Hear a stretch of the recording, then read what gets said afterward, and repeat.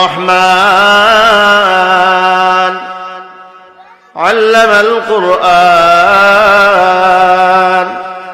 خلق الإنسان علمه البيان আল্লাহ বলেন তিনি তো আল্লাহ যিনি কোরআন শিক্ষা দিয়েছেন এবং যিনি মানুষ সৃষ্টি করেছেন।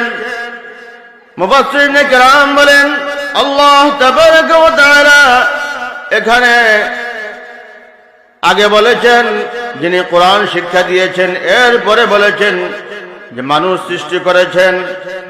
বলে আল্লাহ তাবারাকা ওয়া তাআলা ইনডাইরেক্ট এই কথা আমাদের জানিয়ে দিচ্ছেন, হে মানব জাতি,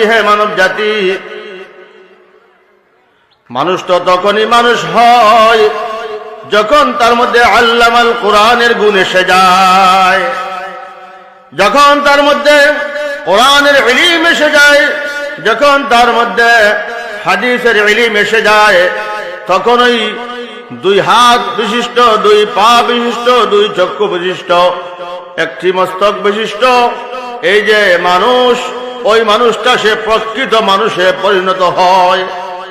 এজন্য আল্লাহ বলেছেন, আগে বলেছেন যিনি কোরআন শিক্ষা দিয়েছেন, এরপর বলেছেন মানুষ সৃষ্টি করেছেন। ওই মানুষ প্রকৃত মানুষের রূপান্তরিত হতে হলে, প্রকৃত মানুষে পরিণত হতে হলে তার মধ্যে আগে কোরআনের জ্ঞান আসতে হবে, কোরআনের ইলম আসতে হবে, হাদিসের ইলম আসতে হবে, তখনই সে খাঁটি মানুষে পরিণত হবে।